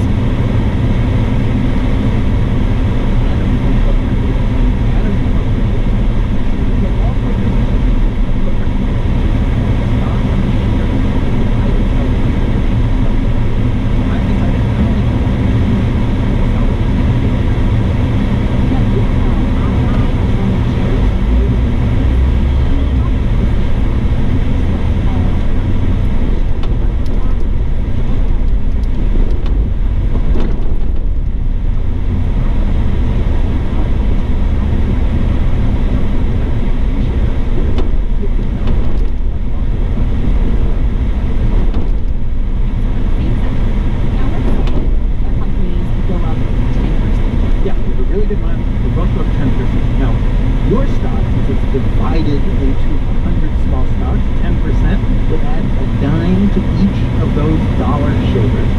But mine, because I only have 2 shares, each worth $50, a 10% increase means each of those are now worth $55. I had a $5 increase in my share price, even though both our companies are now still worth the same. They're both worth $110. Yeah, we're both the same size. We've both gone up by 10%. But the Dow, what the Dow really cares about is it cares about your $5 as opposed to my dime. Your $5 totally overpowers my dime because the Dow focuses on the share price. In fact, if you had a good day, you went up 10%, and I had a bad day, I went down 10%, the net result would be the same. The market was neutral. But the Dow would value it as a $4.90 loss. Just because I happen to have fewer shares than you, my stock price is way more influential. Now, Adam, I know the fact that the Dow doesn't track this way drives me nuts. But of course, we're not the only one. John Chauvin from Stanford feels the same way. In fact, he said doing the math this way, it's not just dumb. It could actually be dangerous. For instance, let's say that IBM did fantastic, and the other, but both stocks didn't work. Dow would get confused over what is IBM. Might say the market's doing okay, and actually most stocks are poorly. It just happens the one that made overweight is doing well. So it's just, it's honestly, it's kind of a mistake. You might ask, why did they do it so in such a stupid way? In 1892, there were no computers. They did the simplest thing possible, which is take the numbers and add them up. So this was very, very simple to do rapidly, even before computers. And they never changed. So you're telling me the Dow was calculated this way simply because back in the day when they started, the math was a lot easier. I think that's right. That seems crazy. Like, we have, you know... They do it like they do because they've always done it that way. And we all know people like that. I've always done that. That's how they do it. It makes me think that now sort of like a Luddite, right? Because they don't want to respond to like new changes and new technology. We have amazing calculators and computer algorithms now that can complicate really precise mathematical formulas. You know, let's think about this. I don't disagree with anything you said. I think that's right. Following the Dow, the activity, the market, nobody who really is market professional would pay much attention to that. Now, I want to say, David, that there's a reason why the Dow is so strong. It's actually a simple business reason. The Dow Jones Industrial Average, they like the fact, obviously, that the Dow is mentioned all the time. They make money off the fact that they have this benchmark index. And they want to keep that going. But the Dow Jones Industrial Average has one and only one over all the others. As we've discussed, it doesn't have a more clever algorithm. All it's got going for us is it's really, really good. We all know it. And so they never would want to change it to make it more modern because that would destroy the one market advantage it has. It's really, really good. Kind of like the colonial Landsberg of Wall Street. Yeah, I like that. Alright, and the Dow is aware of this policy. We know that people say this about them and criticize the behavior of the And on their website, they respond to it. They've got this document. 5 questions about the Dow you've always wanted to ask. Number 3 addresses this very issue. It's a couple paragraphs long, but the last 2 lines are very simple. It says, quote, with little to gain, except maybe a reduction of criticism, we have no reason to reweight the Dow in market capitalization, and there would be a lot to lose. All the history is in price returns. I love it. They're basically testing up. Like, the only thing we gain is all you people who know we're full of it would stop saying we're full of it. Yeah, and it's funny because, you know, we ask people today, like, why the Dow gets so much attention, why we're so much more focused on it than, you know, the S&P 500 or other indices. They say it's history, just plain and simple. Here's John Chauvin again. The only thing going for the Dow is it's 120 years old. It has a very long history. People have followed it for years. So it's interesting where it is now, where it was in 1929 or whatever. It's been here for all of our lifetimes, all of our parents' lifetimes. Almost every other major stock index out there doesn't do the math this way.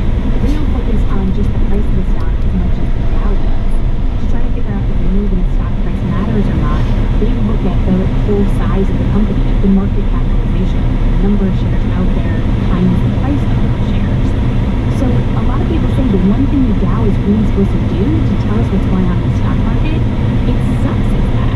You know, Chauvin says right now, yeah, things look good and things are doing pretty well in the stock market, but overall, the Dow has a lot of flaws. It only has 30 stocks. They don't represent all the major companies in America, and they do their math in this crazy way. But you know who gives the Dow power? It is not Dow Jones. You know, they provide the index, yes, but the people who give this index way more power than it deserves is us, is me. Listen to the numbers. You've never heard us get all excited about the Dow Jones Industrial Average, but I will say, NPR, and I've talked to senior leadership here, and I've made my case. So far I haven't won, but NPR reports the Dow Jones Industrial Average every hour, 30 trading hours, and we lead news with it when it breaks a record. So do the newspapers. It's not just cable news freaking out about it. It's responsible, sober media outlets that give it all of this coverage. And this is so puzzling because I don't think you can talk to any market professional or any academic economist would say, yes, I think the average American media consumer really should know what the Dow Jones is doing every hour of the day, every day of the week. In fact, I talked to one guy who was particularly critical of the excessive way that I asked him how often he watch every day, and I'm one of the people responsible. That's John Prescott, and we were surprised to find out he's such an eloquent critic of people obsessing about the Dow, because when we first talked to him for the story, he was the editor and executive director of the Dow Jones Indices. It was his job to track it. But he told us then that he didn't pay attention to it every day, and he said when he looked back at Charles Dow, the man who founded the Dow Jones Industrial Average in 1896, as far as he could tell, Charles Dow didn't bother to comment on it more than once a month. So, what happened? How did you develop this 24-hour fixation? Well, Tesla says it started with virtually all economic when I talked to Prescott, he told me that the panic of 1907 felt an awful lot like the panic of 2007 and 2008. There's this sudden severe recession, banks were collapsing, and nobody can make sense of the economy. Everybody is desperate for some handy metric to tell us clearly, in an instant, are we worse off today? Are we better off? Are we worse off this hour than we were an hour ago? So they looked up and took on a life of its own. Newspapers started referring to it sort of as a easy way of talking about how the overall economy is doing. And then it really took off during the Great Depression, because obviously in the Great Depression people really wanted to know, is this thing going to continue forever? Is this thing about to end? General statistics, the kind of statistics we use now, like the unemployment rate, etc., were still very immature. They were not very reliable. So the media had this handy thing, the Dow. It might satisfy that same need. How's this economy doing? The thing is, what was true in 1907, what was true in 1937, what was true in 2007, and what is true today, is not only is the Dow Jones Industrial Average a lousy way to know how the stock market is doing, even the best measure, the S&P 500, the Wilshire 5000, whatever, the best measure of the stock market is not necessarily going to help you understand how the overall economy is doing. Yeah, I mean, it doesn't tell us about, you know, the things we care about GDP, the growth of the overall economy, about housing, about jobs. And John Chauvin of Stanford says it and the rest of the stock market doesn't always match up with what's going on in our real economy. The Dow and the stock market in general tends to do better than the economy, grow faster than the economy. I think it's correlated with the economy, but far from perfectly. It's a reasonable gauge of how corporations are doing, but after all, we're interested in how workers are doing as well, and it doesn't gauge that. So it wouldn't be my number one gauge for the economy. There's been plenty of times where the stock market and the Dow have done very well exactly when there's massive layoffs and lots of unemployment. There have